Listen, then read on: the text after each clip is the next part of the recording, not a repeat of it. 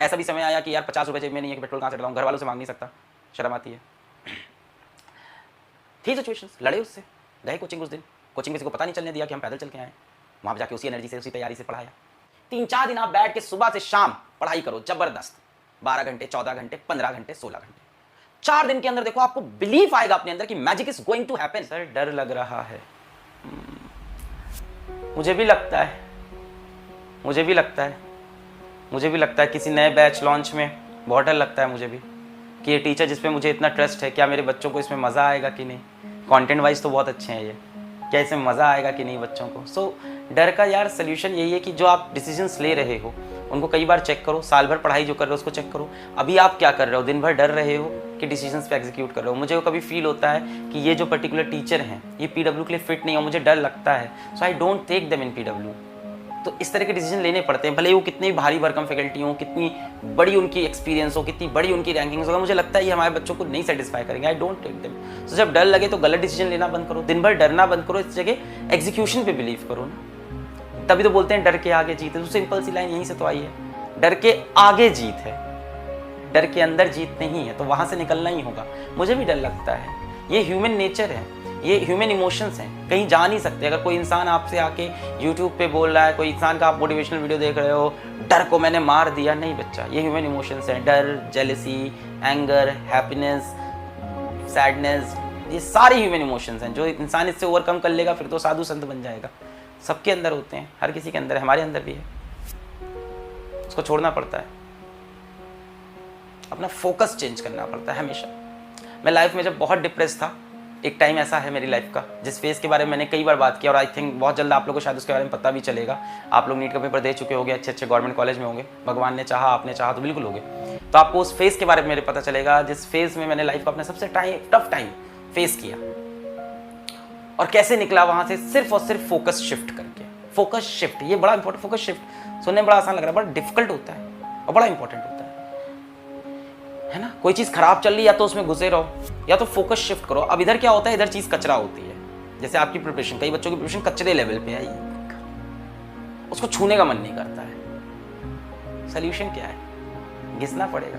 क्या सोल्यूशन था मेरा, इलाहाबाद पहुंचा, टेम्पो पकड़ के कोचिंग जाता था पढ़ाने, है ना। स्प्लेंडर प्लस मेरे कोचिंग के मालिक ने मुझको दे रखी थी, जो मेरे पार्टनर थे, मालिक या पार्टनर जो कह लो, मेंटोर कह लो, उन्होंने अपनी स्प्लेंडर प्लस दे रखी थी। स्टार्ट नहीं होती थी, बाइक धक्का मार रहा हूँ, धक्का मार कर कोचिंग जा रहा हूँ, ठीक है। ऐसा भी समय आया कि यार 50 रुपये जेब में नहीं है कि पेट्रोल कहाँ से डलाऊं, घर वालों से मांग नहीं सकता, शर्म आती है।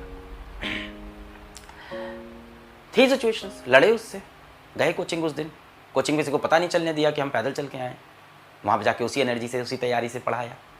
तो कचरा होती हैं चीज़ें, और कचरे को हटाने में समय लगता है, पेशेंस लगता है, पेशेंस चाहिए होगा। सर 30 दिन में नीट निकल जाएगा, अगर नहीं प्रिपरेशन है तो कैसे निकलेगा बच्चा। हाँ, पर 30 दिन में अपन 600 पहुंच सकते हैं, 500 पहुंच सकते हैं, मे बी 500 550 तो हिट करेंगे।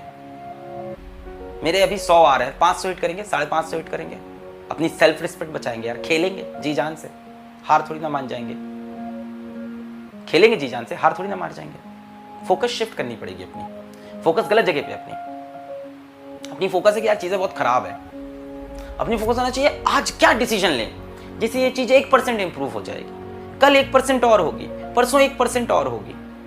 अब देखो ये 1% बढ़ता है, आज वो 1% पे है, उसका 1% कितना हुआ 0.1, कल वो 2%, उसका 1% 0.2, कल को वो 10% हो जाएगी, उसका 1% 1% हो गया, जब वो 50% पे पहुंच गया उसका 1% 5%। तो इंप्रूवमेंट आपका ना ऐसे एक्सपोनेंशियली उठ रहा होगा।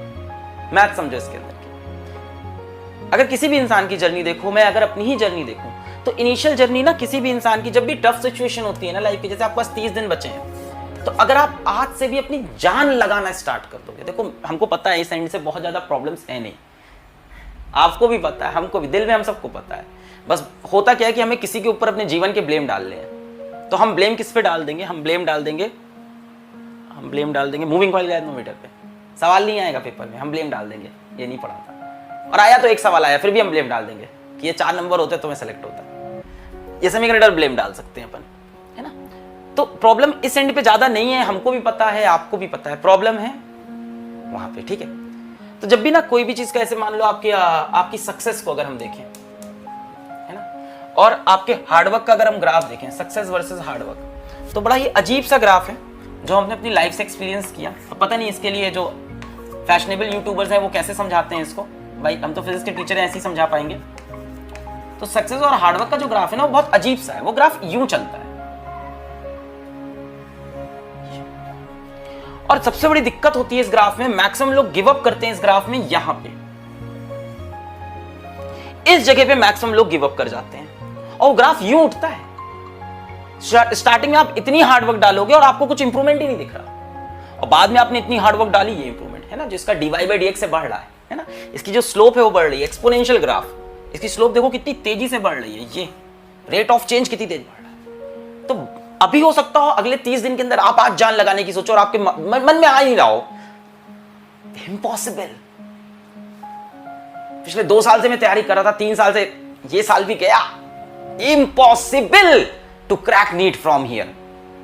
It's not that, it's the thing कि आप अभी इस फेज को झेलना नहीं चाहते हो, और इसको झेले बिना ये फेज नहीं आएगा।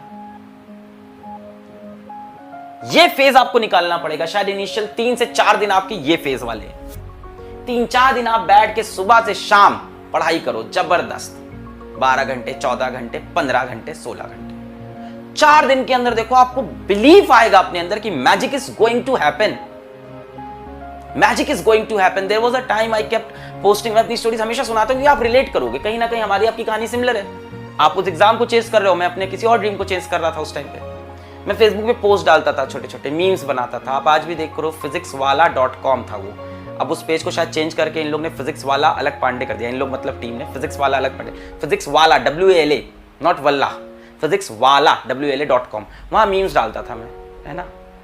कुछ भी छोटे छोटे मीम्स डाल दिए, ब्लैक बॉडी समझाने की कोशिश कर रहा हूँ, मॉर्फियस की फोटो डाल दी, किसी एक है मतलब मैट्रिक्स मूवी, वहाँ से छोटी चीज़ें करता रहता था इस तरह की, अलग अलग मीम्स ट्राई कर रहा था। कुछ नहीं चल रहा था, कोई मीम नहीं हिट हो रहा था, कुछ नहीं बात बन रही थी, और रोज डाल रहा था। एक दिन एक मीम हिट हो गया, एक दिन एक मीम पे 200 के ऊपर कमेंट आ गए। एंड बैक देन इन 2015 और 16, 2015-16 किसी एक फेसबुक पेज पे मेरे जैसे इंसान के लिए 200 कमेंट, और सब आंसर्स बता रहे थे क्वेश्चन के। वो दैट वाज द पोस्ट, मेरे को आज भी याद है, सेव मिस्टर फिजिक्स वाला। उसमें फिजिक्स वाला बिल्डिंग की छत से कूदता है, उसके हाथ में एक टैब होता है सैमसंग का, क्योंकि मेरे पास एक टैब था जिससे मैं पढ़ाता था बच्चों को, है ना, जिसमें मैं क्वेश्चन लेके जाता था, वहीं से लिखता था बोर्ड। 7,000 का टैब था, ऐसा बहुत महंगा भी नहीं था। तो वो था कि उसके हाथ में टैब है, वो कैसे बचे, नीचे कांटे हैं, तो अपने टैब को इधर फेंकेगा, सेंटर ऑफ मास का concept, conservation of momentum, tab को इधर फेंकेगा, खुद इधर चला जाएगा। एच.सी. वर्मा का सवाल है एक्चुअल में, तो पर पद्मश्री एच.सी. वर्मा सर, है ना, तो उनकी किताब का सवाल था, उसको मैंने ऐसा फॉर्म किया, वो मीम हिट हो गया।